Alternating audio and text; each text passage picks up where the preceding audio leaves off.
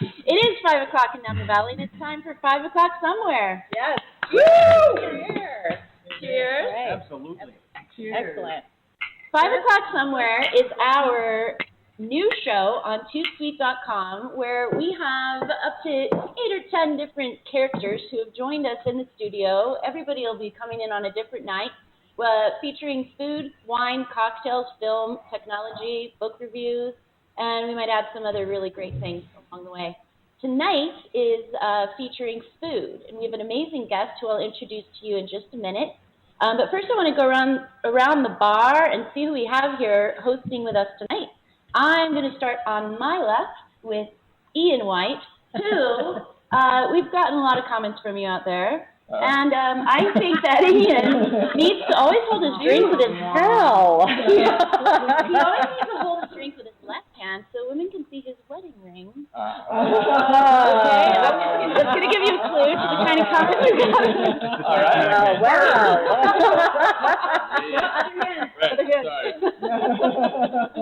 The Too Sweet dating site. Yeah. That's next. And we have the master of meat, Lily Vollenweider, and I got it right this time. Very good. And she's going to probably have to have her own show all about meat science. She has a master's in meat science, and she's a great friend and a really interesting character. And you have to check out her shoes. She wears Harlequin boots. Oh, I forgot the red ones on Yeah, tonight. the red one's on tonight. For the so maybe 49ers. we need to take pictures and post them to Facebook every night. She always has a different pair. I'm Susan Quinn from Too Sweet Social Club, and over here we have Tia Butts. Hello. Yes, Tia Butts. Tia Butts has been called, or I want to say called, but the comment about you is, can you be more cute? Okay. I'm like, I think I'm blushing right now. Very sweet. And we have our 70s rock star in the house today. You may know him as Chris Christopherson. He is right over here. He has become a fishmonger. Confuse me with that guy. He couldn't sing. He can't even cook. He's an actor. For God's sake. You're much better. Much better. Much better looking, Eastbound too. and down, Chris Christopherson over here, and you can find him at Osprey Seafood in Napa. He's the manager and our local fish expert.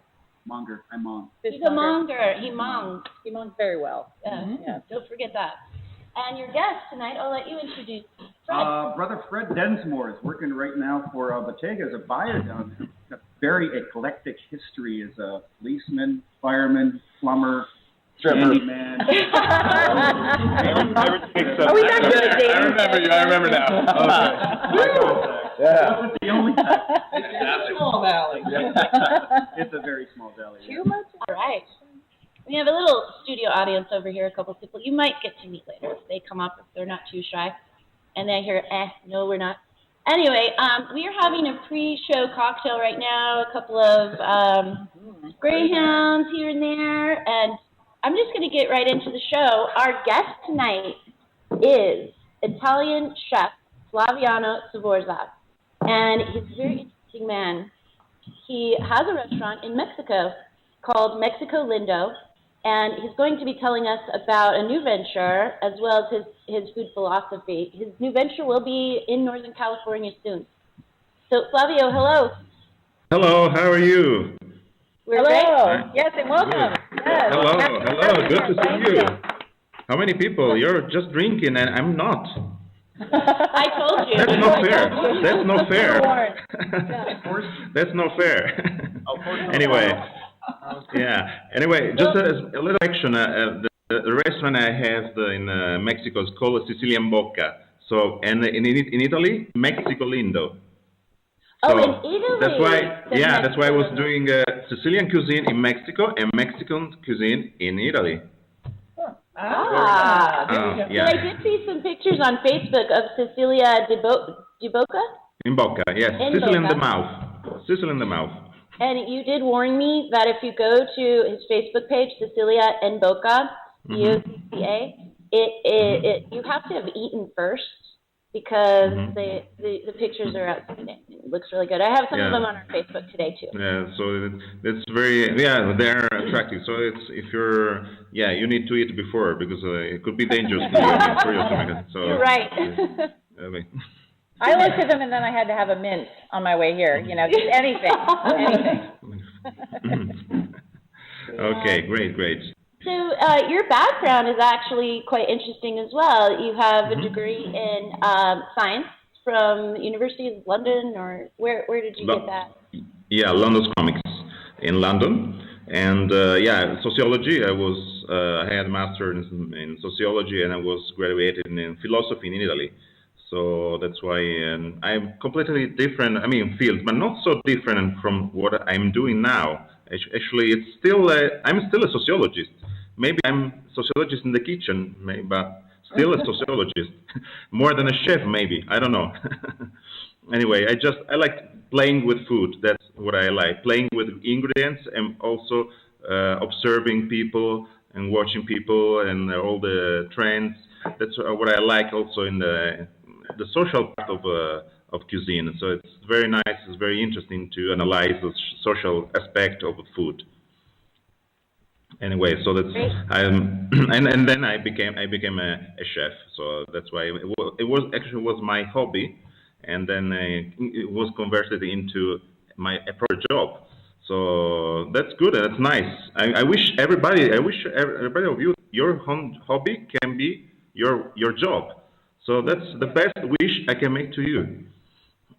Absolutely. I was reading, it's funny you mentioned the sociology aspect. I was reading before tonight's show and found out that there are estimated to be about 300,000 Mexicans that have Italian descent from Italians immigrating to Mexico in the 19th century. So have you found that it's been really easy for the people of Mexico to accept Italian cuisine and vice versa?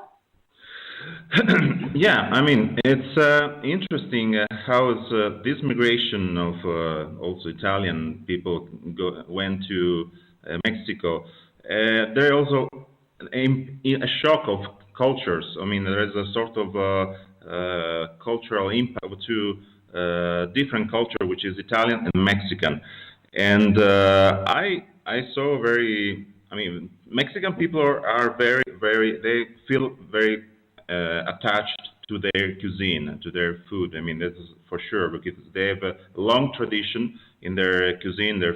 So as well Italians, and but at the same time today, I see a really very good participation of Mexican people that are appreciating Italian food, and Italians they're appreciating the real Mexican food. So that's very nice. I mean, to see. I saw when I was in Mexico, I could see this change, this great reception of Mexican people for the Italian cuisine and Italian culture.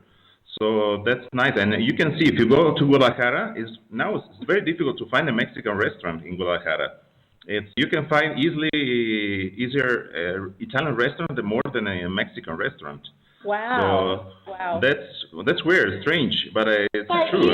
You actually started the very first Sicilian restaurant in Mexico, correct? Yeah. I started in Mexico in San Miguel de Allende. And you have some very interesting stories about the tourist crisis there. Yeah, that's why I don't want to open anymore a restaurant in a touristic place.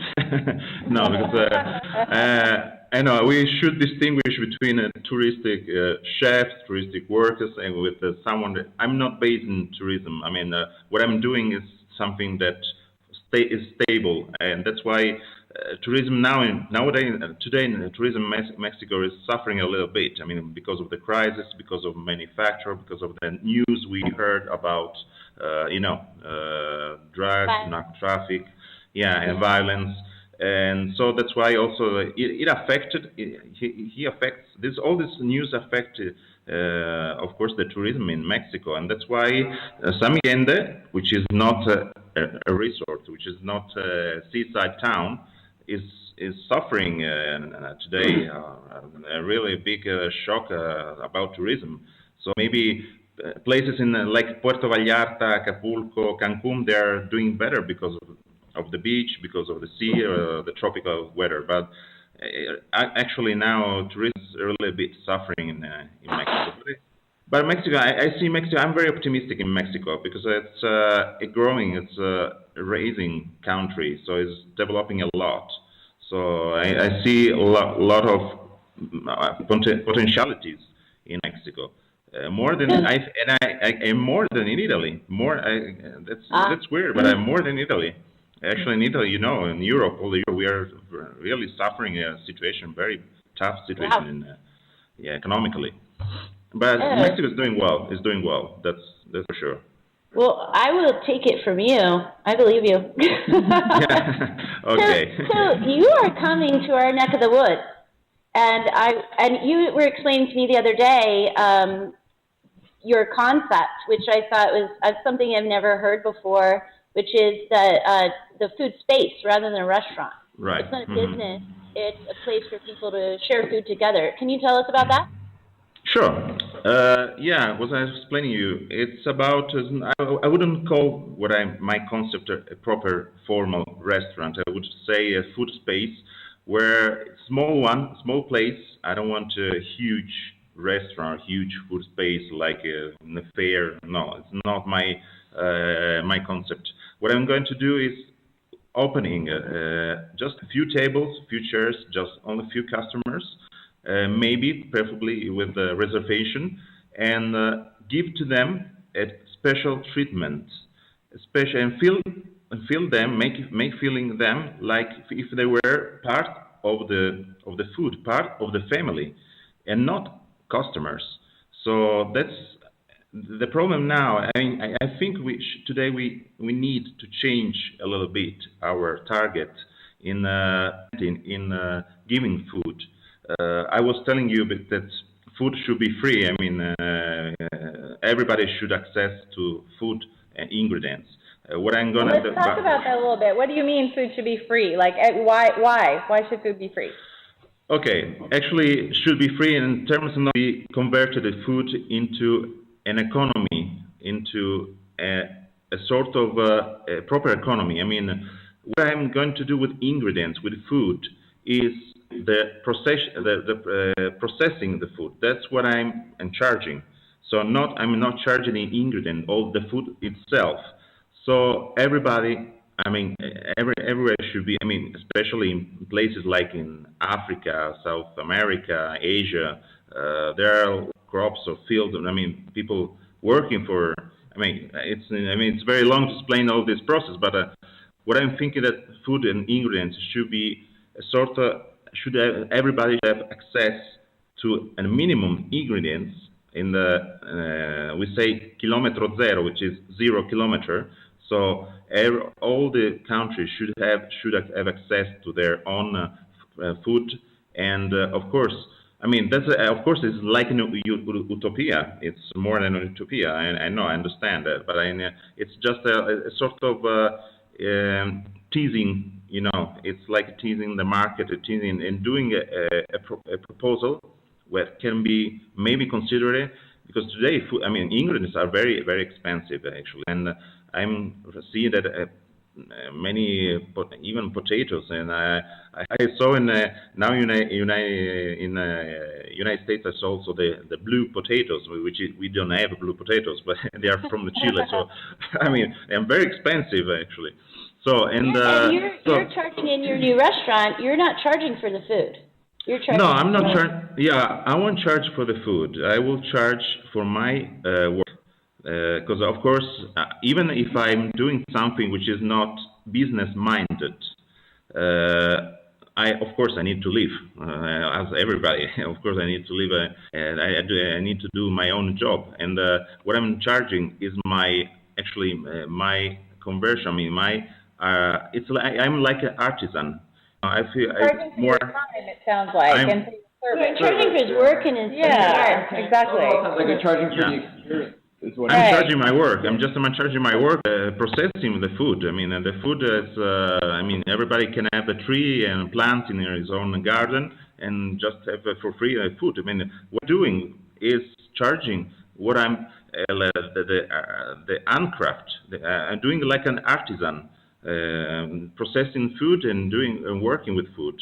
So that's why the concept of my place is not a restaurant. It's more a food space where people can go into a feeling, a very in a cozy and intimate, very familiar place, and tasting authentic, something which is genuine, something which is authentic, and also I would say fusion. Now, most of you can think that fusion is something which is not authentic, which is not. Fusion cuisine actually is the cuisine was born as a fusion, not as itself. So that's why I'm doing a sort of, I'm playing with the ingredients. I like to play with ingredients. I like to mix different ingredients. And that's why I'm going to do Italian fusion, or excuse me, will it be Italian-Mexican fusion, or what kind of fusion?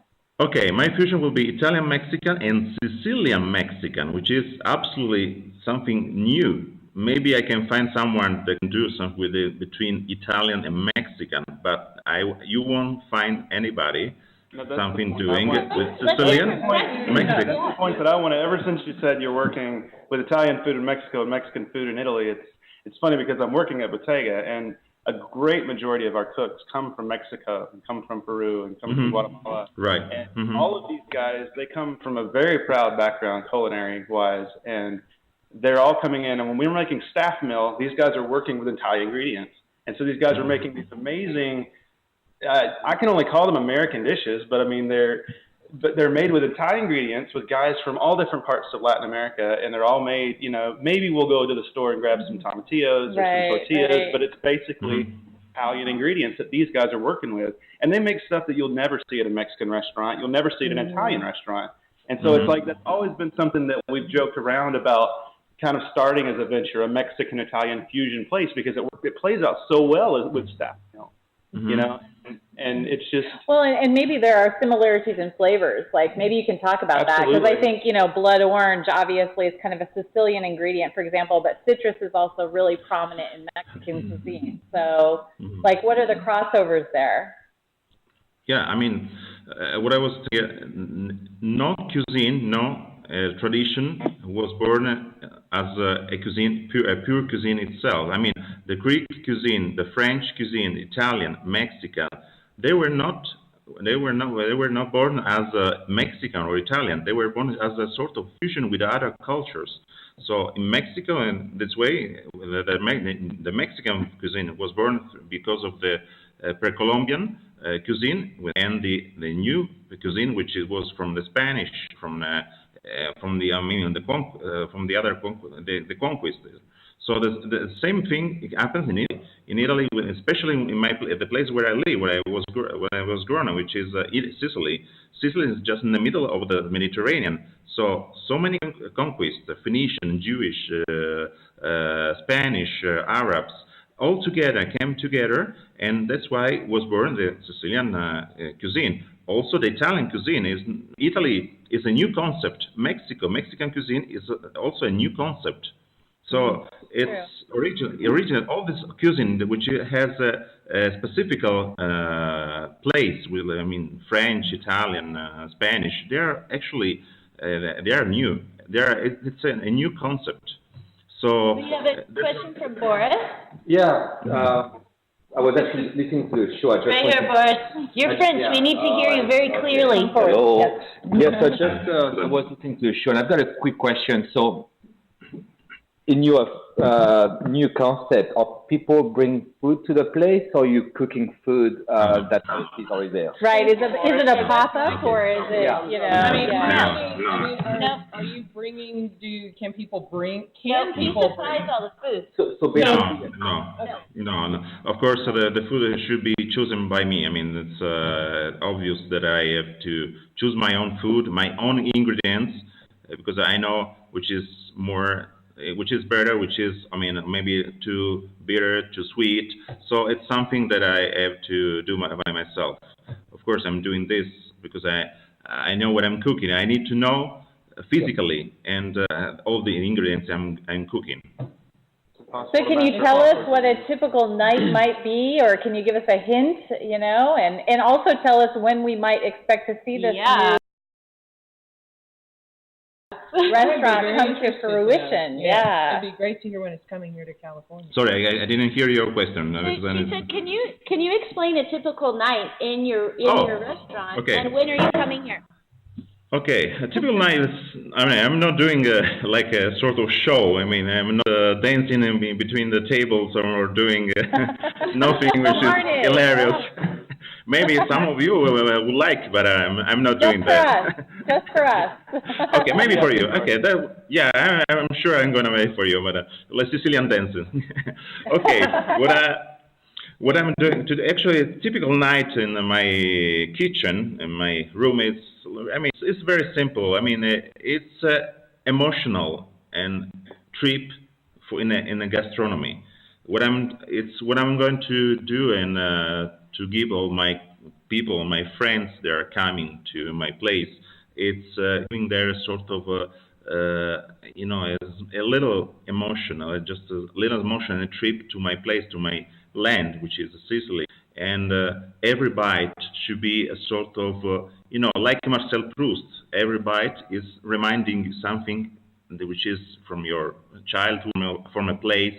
So that's why my idea, my philosophy is, through the food, through the dishes I'm doing, it's giving you different emotions and creating an atmosphere, of course, which is exterior atmosphere, but especially a spiritual one, which is when everybody you have, which is something new, something very tasty. And a typical, so it's, as I told you, something that I would like to do through reservation, but few tables, few chairs. I mean, I don't want to, because I want to focus on quality. That's quality for me is extremely important. I don't want to waste, and I don't want to do food for many people, because of course I don't want to also waste, because unfortunately a lot of food has been wasted and goes to the garbage in the restaurants. So unfortunately. And anyway, it's part of your concept. And I should probably try to restate what you told me the other day. Is it's the concept of a restaurant where people come in and they sit around the table, and it's truly family style. You're not turning tables. Everybody's feeling like they're in your home, maybe. Yeah. Yeah. And he's going to be not cooking from a menu, but cooking what he found that day. Mm-hmm. Interesting. And it's not technically free food, because he's going to have to pay for it. Sure. But he doesn't charge for the cost of the food, but more for the artistry that comes from the things that he found. Experience, not the Yeah. It's the experience. I mean, it's just a provocation. I mean, to be, of course, it's what I might say. It's a free food. It's a sort of provocation I made, but not really. I mean, I cannot not charge for food in English itself, because someone is charging me for this.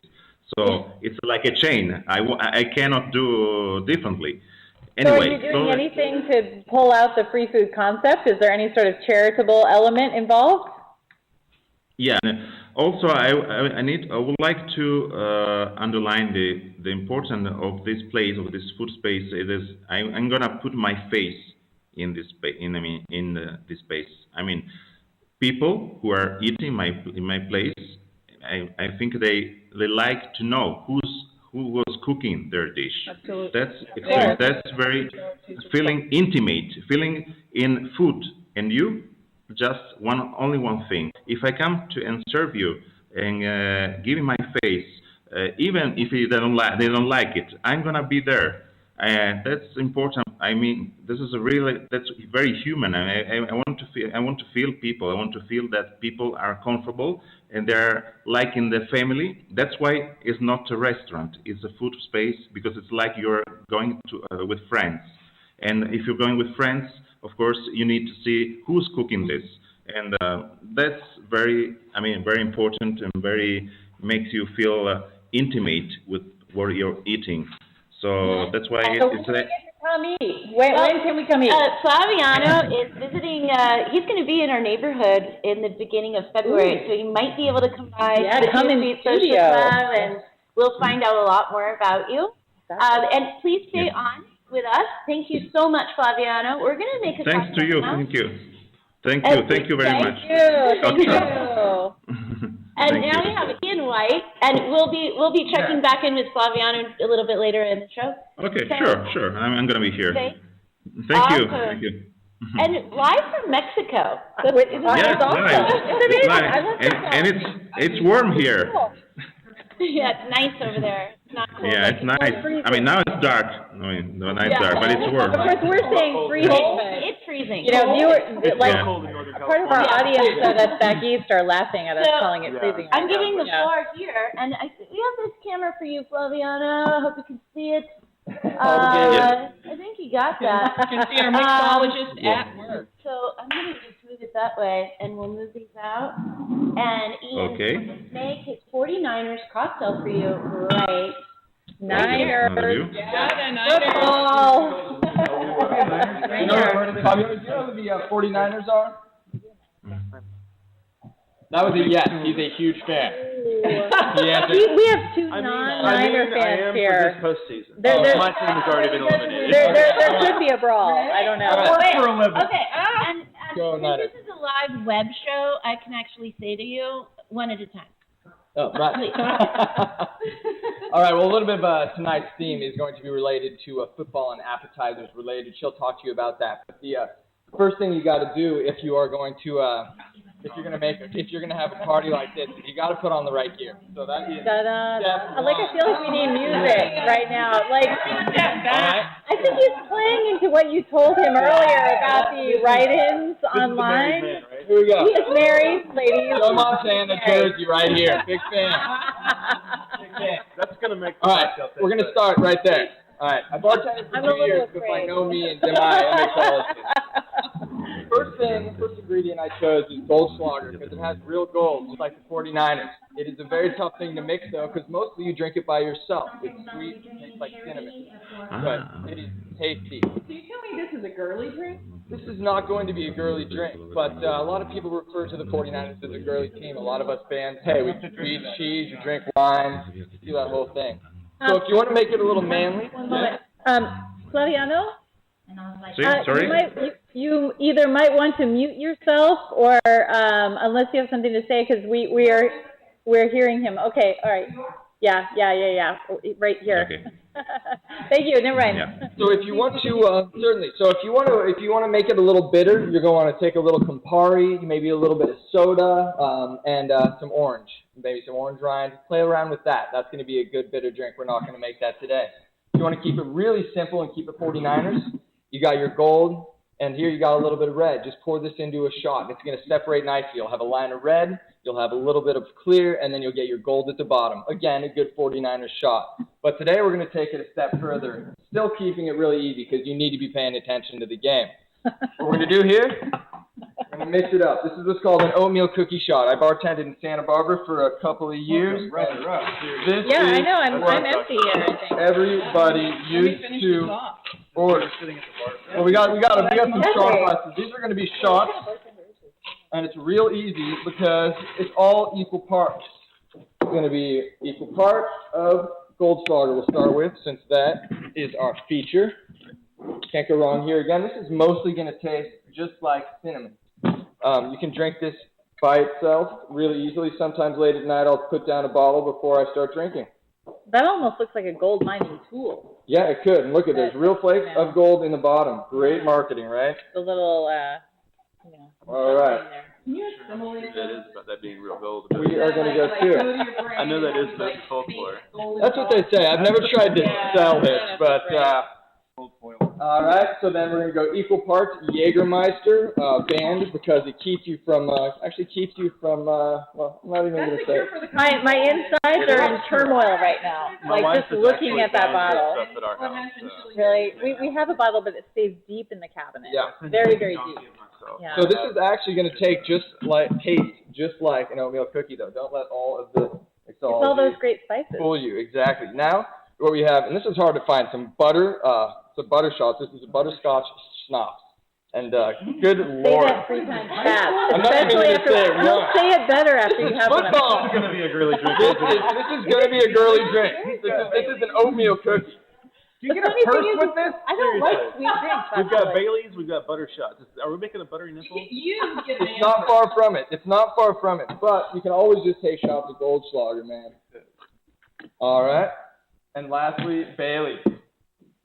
Now, I always recommend Bud Light, Coors Light, any of those watery beers throughout the game so that you don't overdo it. But this is also really fun because hopefully you got some girls at your party too, and some boys that drink like girls. Are we gonna try this?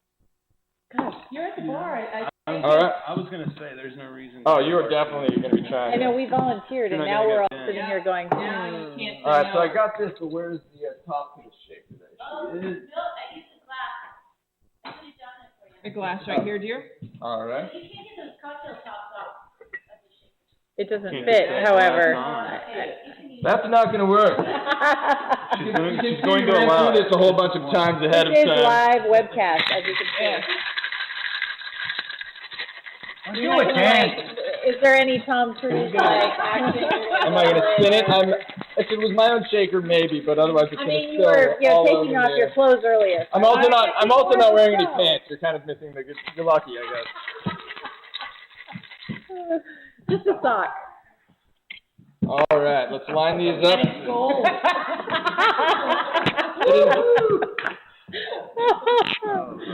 Oh, I hope you're all having as much fun as grapefruit we is are. not gonna work for it. No, I would not blend this with the grapefruit.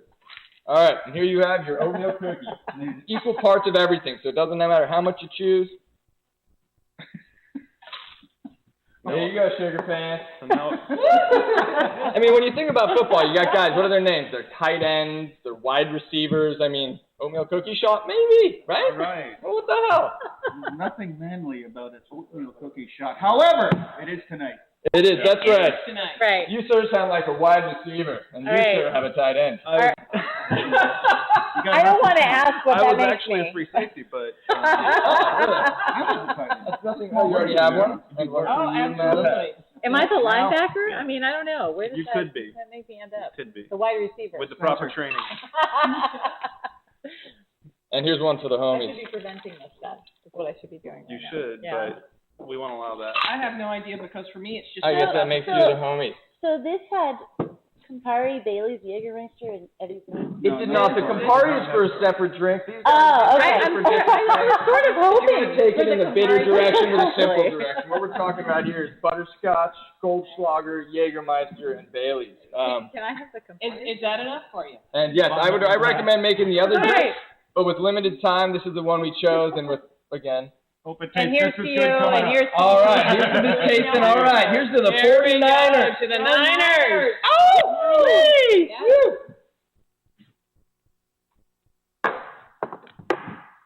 Yep. That's a girly drink. Yep. That's a girly. Does it not taste like an oatmeal cookie, It's though? really It tastes good. like an oatmeal Does cookie. It does taste like an oatmeal cookie. I'm gonna give you that. I'll give you that, hands down. And Like that- float a raisin in there, and you'd be That's good to what I was go. gonna say. We'll get a sign of it. Add a definitely. bunch of vodka to it, a little bit less girly, maybe some tequila. Actually, one of the things that people do with Goldschlager is simply add tequila because it is so Wow. sweet on its own. So Do they make a raisin liqueur?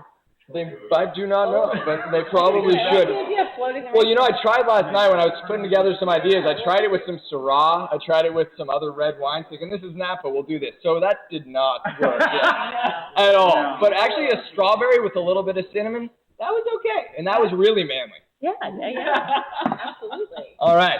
Thank you very much for your time. I'm going to turn the camera over. Sir, we appreciate it. Good night. Served at every Super Bowl party from here on out. That's it. So now that Mr. Ian has us all lubed and ready to go, are you guys ready to eat? Of course, we Because need for Super Bowl food. I know nothing about football except a bunch of guys running around in jerseys. It's all about the food for me. They wear ties. I like that part. That's what keeps me in the stands. So, regardless of who wins this week, we are all headed to New Orleans, and that is New Orleans, not New Orleans or not New Orleans. It's New Orleans. So, everything tonight has a little bit of a Cajun twist. We have a couple of really good old standbys. Guacamole, but you can make your regular guac, but add some Cajun seasoning rather than your usual, you know, just onion, garlic. So what we have tonight is 3 avocados, about a teaspoon of Louisiana hot sauce, teaspoon of Creole seasoning, a little bit of cilantro, a little bit of onion, a little bit of garlic, and smash that up. Don't put this in the blender, folks. When you put your avocado in the blender, if you want avocado mousse, that's a whole different product. This is guacamole. We have some nice light chips here. I'm going to have you guys give us a taste. Great. Well, if you insist. Please do. And I did squats the other night. Clearly, after tonight, I'm going to need to do more squats. So I don't know how many of you guys out there are familiar with the history of tailgating. Tailgating, the original tailgating party was actually like in 1861, and it was the first battle of the Civil War, and it was the Battle of Bull Run, and all the Union supporters showed up with their buggies and their food and their baskets, and had a great big picnic right there, and we're cheering on the boys in blue, saying, "Go Big Blue." Who knew? Yes. If I can make a point. Yes. If you grew up in the South, Yes. and you talk about the Civil War, and you talk about the Battle of Bull Run, in the South it's referred to as the Battle of Manassas. This is true. And See, yeah. people from the The North, battle- they wrote the history. Yeah, since they wrote the history, it's the Battle of Bull Run. If you're from the South, like from Atlanta, like I am, it was the Battle of Manassas. So that was the very. Well, it's delicious. I'm like a historian. It's got great, like, limey, you know, citrus It's a spice little to heavy it. on the lime, and we have some black bean tortilla chips to go with it. Now, since we are added to New Orleans, and the staple there is red beans and rice. I have this is kind of an Italian fusion thing. So I believe they're He's laughing. Was that an eye roll? Unmute, Italian Cajun fusion. So we have some. It's a red beans and rice arancini. So I made a risotto with some fire roasted tomatoes, a little bit of white wine, some onion, very traditional type risotto cooking style, and then I added to that some slightly mashed red beans that have been cooked with onion, a little bit of red pepper, and a few Cajun spices. Form it into a football, and now we're going to take a balsamic reduction and draw ourselves some little lines.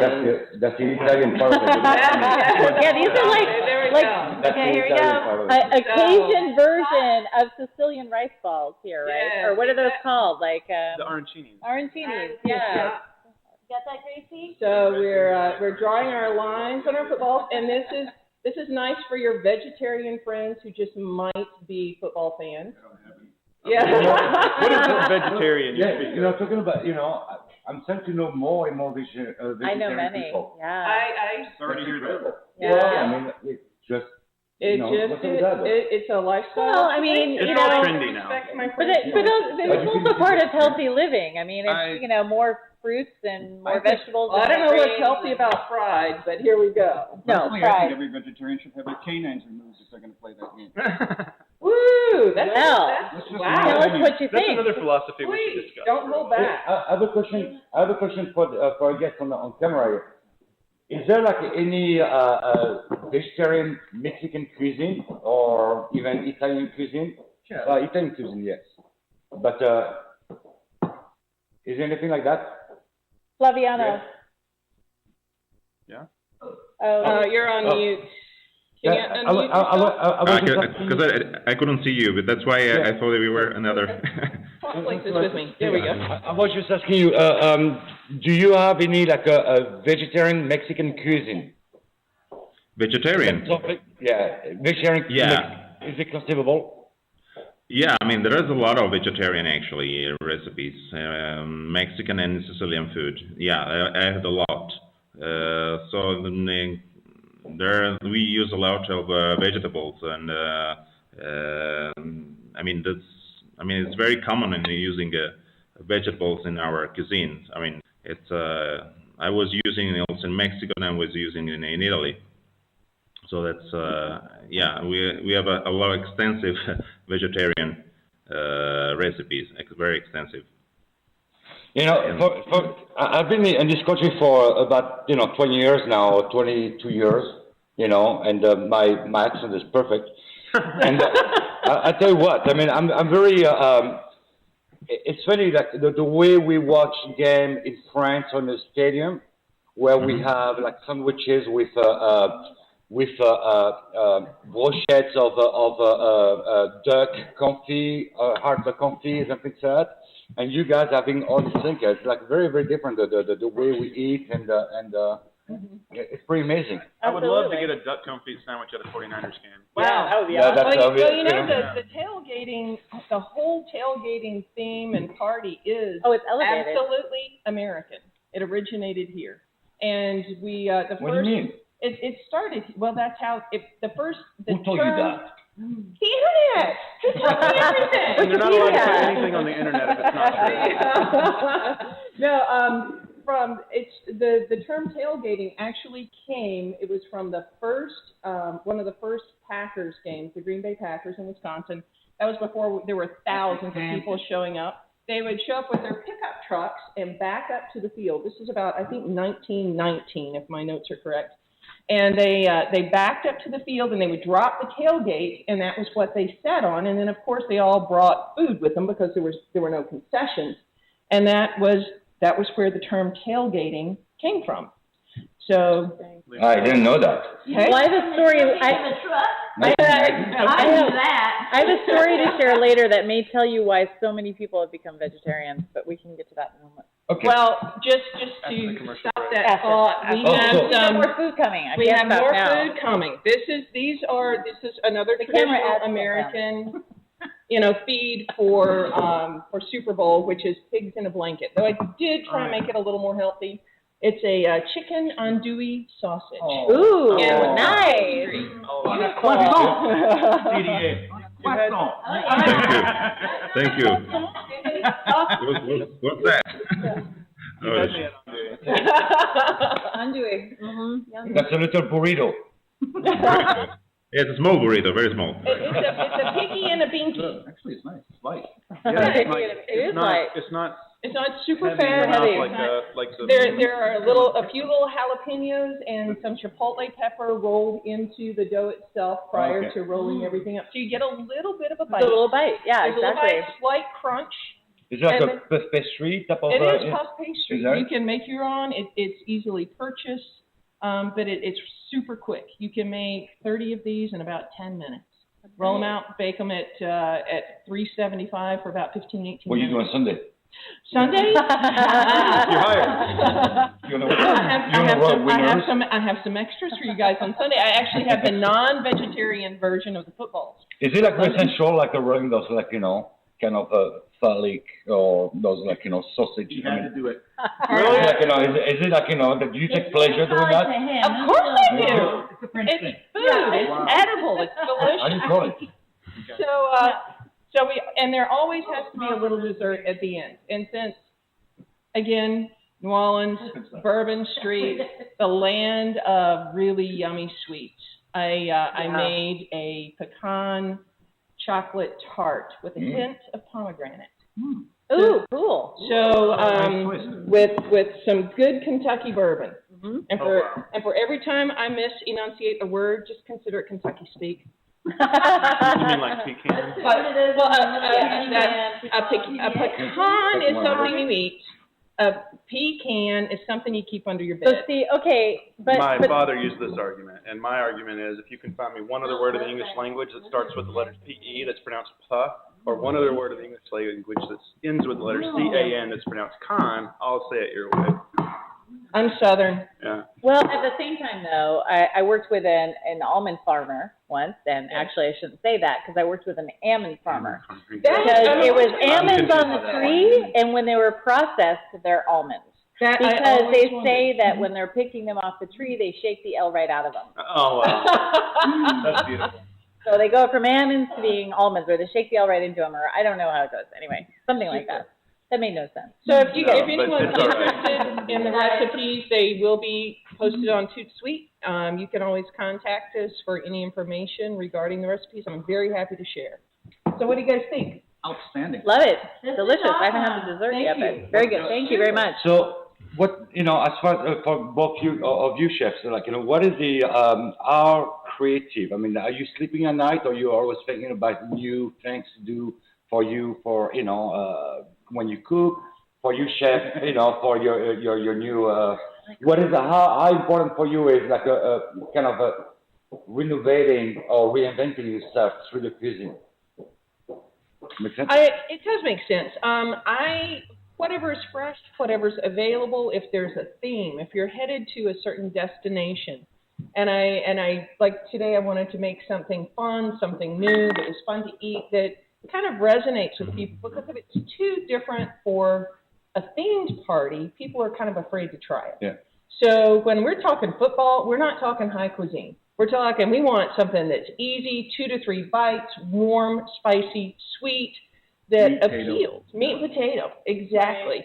And but I like to elevate that 1 or 2, and then pull from the area where I am, because a lot of the things I do are some very old preparations and have been around for years. But I like to put a different little feel on them. Come up closer. Okay. The light. And how about yourself? I mean, for me, it's more inspiration. Of course, in the inspiration part is extremely important. Secondly, it's important the products that you can. You can have the seasonal products that you can have. Available for in the space where you are in the place. Okay, we have a fresh strawberry, if you have all that kind of fish. I mean, I use according to what the nature is giving in this place to me, and then I put my inspiration, I put my creativity, and then of course, and I create according also the kind of people that are visiting me. So that's why there is a specific audience for every cuisine, also every inspiration. But I use it mainly. It depends how I wake up in the morning. So I feel like, okay, today I feel like to do this. Okay, I have this and this and the other. I have a story that relates to this, because it relates to someone who was using the ingredients at hand and were inspired to do something. And this is a rip from the headline story about an Italian divorcee and her new lover who were accused of killing her ex-husband by suffocating him with a block of butter that they shoved down his throat. So apparently they thought that the evidence would melt away, the butter would melt away, but instead they still found remnants of the butter in the victim's throat. And of course, they were prosecuted. This is a true story that's happened in southern Sicily, which is why I bring this up. It was a weapon of opportunity. Oh, man. Oh, my.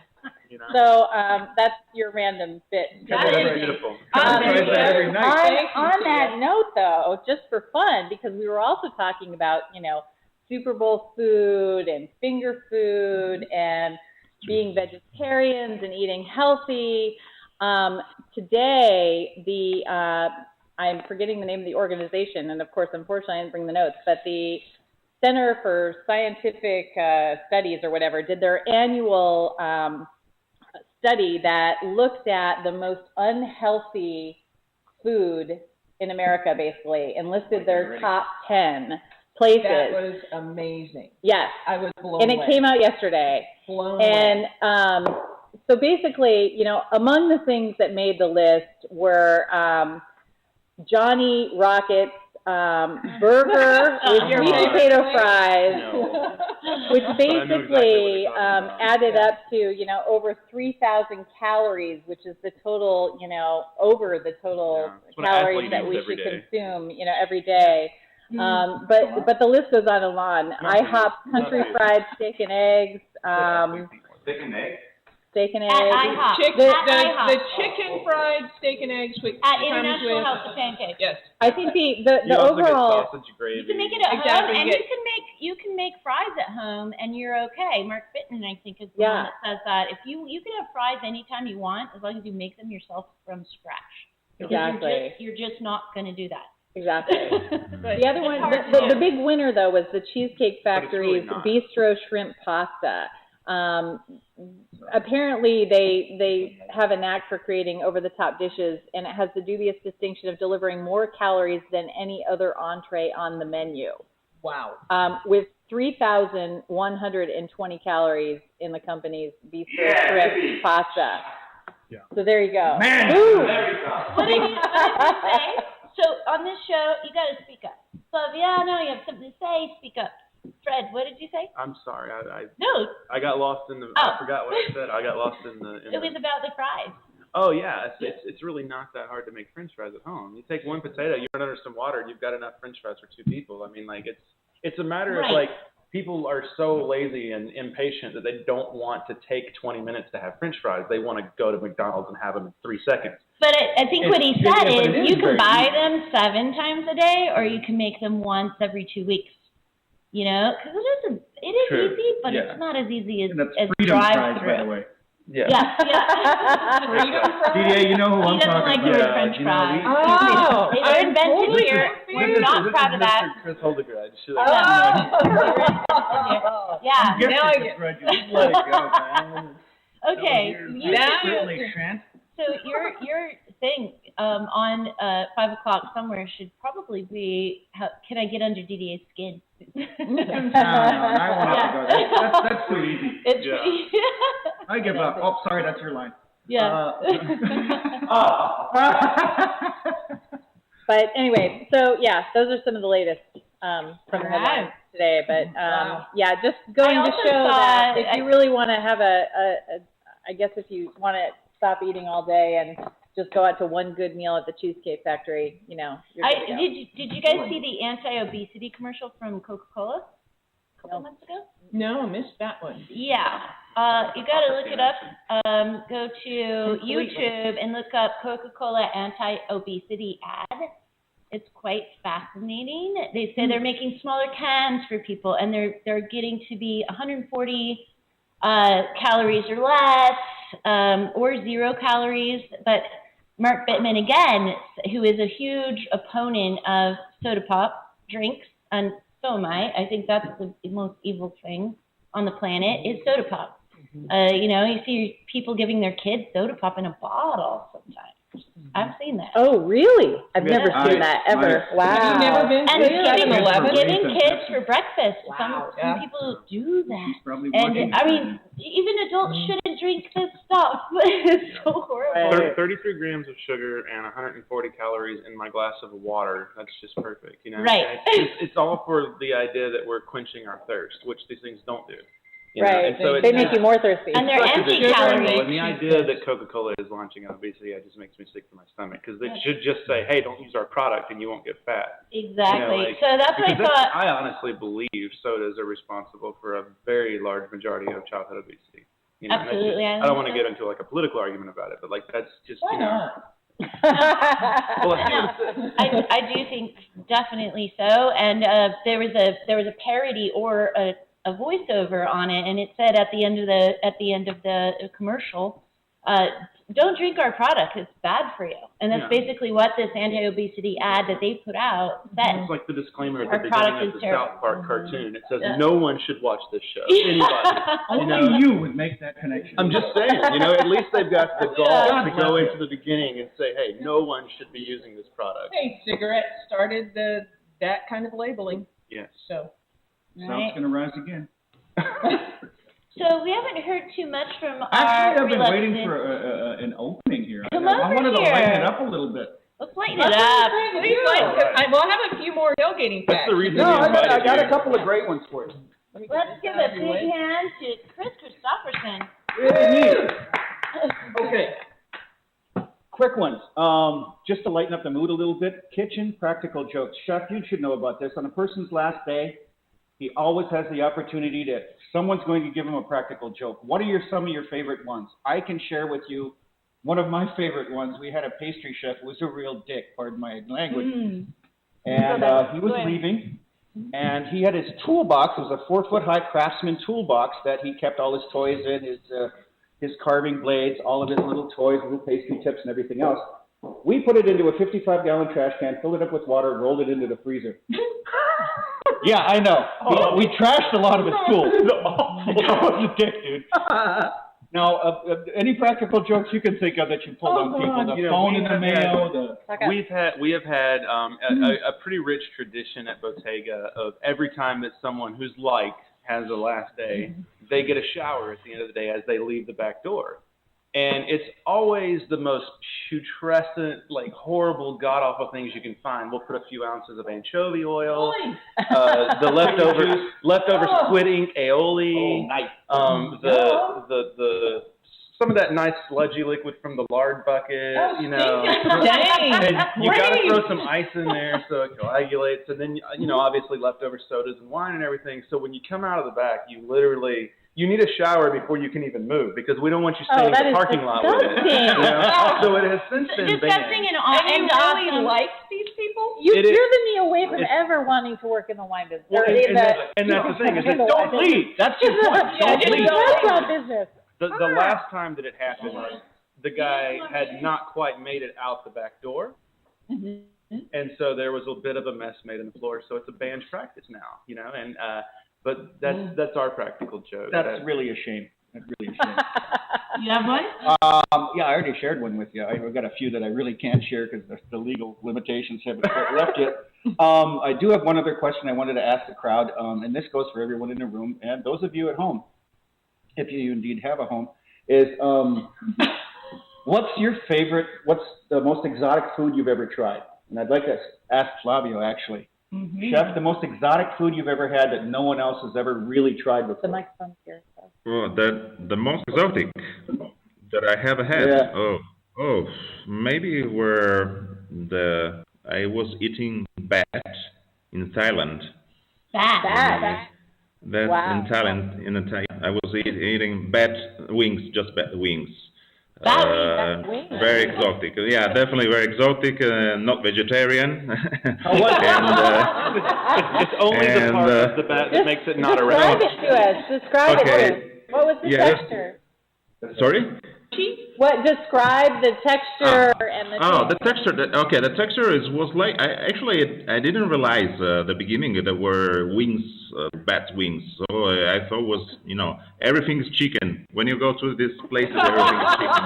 Yeah, it's always chicken. So maybe I was thinking maybe it's like something chicken, small chicken, but then I explained it's Batman. Okay, yes, Batman. Okay, okay. Good. But I mean, they actually. I mean, of course, the wings were light. They were white meat. I mean, they were white meat. They were not dark, as someone can imagine, because they just take off the skin.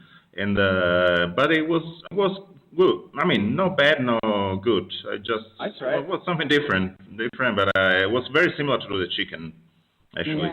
Yeah. And that was in Thailand. Is that common? Yeah, in Thailand, everything is common. I mean, it's common because it was a very good restaurant. So it was nice, high restaurant. That's exciting. That's fun. Okay, who can top that? I don't know if it'll top it, but we did have a missionary who came through my mom's church when I was really young, who brought in a bunch of smoked insects like termites and crickets, and and some like grub worms, some stuff that we'd never seen around here. But that's probably the scariest item I think. But they were properly smoked? I would say so. They had a really smoky, if you can imagine like Rice Krispies that were like put in a smoker for a few hours. That's about the texture that they had. The smoked termites. It's just really hollow, crispy, smoky tasting thing. Sounds good. I'm gonna go early because I don't want to get topped. I mean, bat wings. I think it's this little Super Bowl flavor of that, like chicken wings and Super Bowl go to along. So bat wings, how they do Super Bowl in Thailand. Exactly. So it's very much on topic. I would have to say calf nut. Wow. For sure. Rocky Mountain oyster. Rocky Mountain oyster. Yeah. You have to say calf nuts? Jesus. Be Yeah. politically correct. Too, but I don't know. They didn't seem exotic enough. Not really. But that's not a big deal. I know a lot of people have had that. So. What do you got for me? But they were fresh, fresh off the calf, from the cowboy who cut them. I saw the hairy ball. My son put them on the grill or whatever. That's actually the same thing that warms up the branding iron, and he cooked them on that. And then I got some. And after you roasted they were them, right. rather than You know, frying it them. was already hot, so. Yeah, we just it's a common practice out put west. the kids to. Yeah. I thought there was normally some sort of they're initiation delicious. involved. Well, I do have a story When you're eating straight off the cow. about calf fries. I have a friend of mine that I went to school with, and I didn't go to school, but we had horses at the same barn. And I went to a wedding in Fort Collins, Colorado, and we had a great time. And she got bored with the wedding party, and we all decided to go to a local place to eat, go dance. And Kelly had never tried mountain oysters. And we didn't tell her where we were going. Of course not. Of course not. So we sit down, and it's all family style, big long tables, and we're slicing up everything. And I handed her a plate, and I was like, "Here, try a few." And she said, "I'm not going to eat them unless I know what they are." And I was like, "Do you think I would feed you something that was really bad?" Apparently, yeah. Really well, yeah. You have to ask. So she tried. She took a ginger little bite, and her eyes got this big around, and she looked across the table at my buddy Bill, and she said, "They're not salty." It took me half a second. And so that was my mountain oyster story. Nice. Thank you for that. I know there's more to it than that. Yeah. We'll move along. Yes. Tia, what do you have for us? Oh, I've gotten, like I said, I've had the calf fries, sea urchin. I don't have anything exotic enough. I'm like racking my brain, going, "What have I had?" I think. Does pond turtle count? No. Pond turtle. No. I mean, I've had a lot of wild If there's game people in the too, South like watching, my antelope stories of and possum or things like that. things like that. Yeah. Okay, I make a really mean okay, one turtle second. stroganoff. Everybody, French people, come over Now here. you're a bunch of barbarians. Give us like two things. They said Let's that we're have to- barbarians. Foie gras.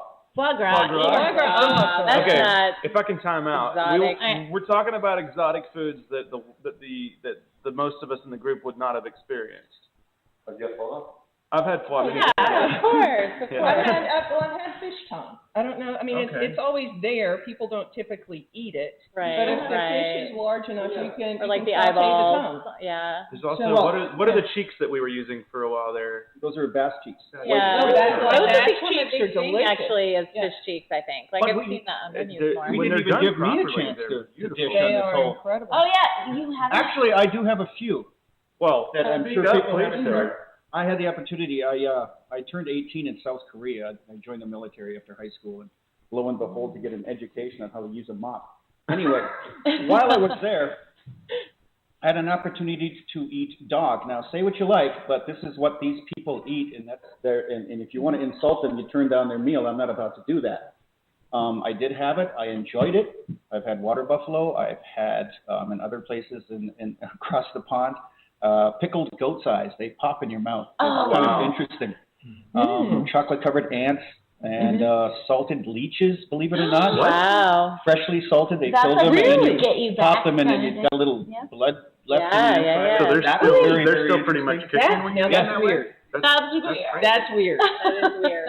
And I held it all down, which I'm even more proud of. You must Did have you? been And really you enjoyed hungry. it. I did enjoy You it. know what? I think we should all try something new once or twice, or every time we have the opportunity. So it is really now easy. 6 o'clock here and 5 o'clock somewhere else. Okay. Cheers to that. So, thank We're you. gonna say goodnight. Thank you, Good night, all. Chef, for joining us all the way from Thank you. Mexico. Yes? Thank you, Chef. Thank you. It was a pleasure Thank to you. meet I'm gonna be in Sacramento, so because I want to answer some question you maybe I forgot to answer. I will be in Sacramento soon, so I'm gonna be there. Actually, I will be based mainly in Sacramento area, and so that helps to doing in this area. And on March, I'm gonna be also in the charity, which is for leukemia, and I'm gonna work for leukemia. And I'm gonna organizing with my friend Lucy Garcia Robles dinners for the leukemia fundraising. So, perfect. Thank you. Please come see us. Please bring Lucy down when you're here. And sorry? Okay. please Yeah. bring Lucy down to the studio next time. Yeah, she will. I'm gonna come with her. All right. And tomorrow we've got a wine show coming up for everybody. So if you tune in tomorrow at 5 o'clock, it's going to be all about wine. We've got Lydia Mondavi coming with 29 Cosmetics, all made from grapeseed products. Who else? And Christine Trice, if you go to OMG, I so need a glass of wine, or I'm going to sell my kids, or gonna sell my kids on Facebook. She has like hundreds of thousands of Facebook fans. Tomorrow, she's coming in with the results of her contest that she ran on Facebook as to what varietal pairs the best with leftover spaghetti. Flaviano? All right. Okay. Okay. That's very exotic. Yeah. And she's in Sacramento, so she's coming down for that. Yeah. And that's going to be a lot of fun, and we're going to give the results, and she has prizes for the winners of the best varietal. And then the folks from ZAP are coming on. We've got from the Zinfandel advocates and producers, and so it's going to be a fun night tomorrow night. So if you're looking for something to do at 5 o'clock on Friday night, be sure to tune into It's 5 O'Clock Somewhere. So good night, ladies and gentlemen, and everybody else most likely tuned in, other than ladies and gentlemen. So good night, and we'll see you tomorrow night. Cheers. Cheers. Thank you. Cheers. Thank you. Bye. All right. Cheers.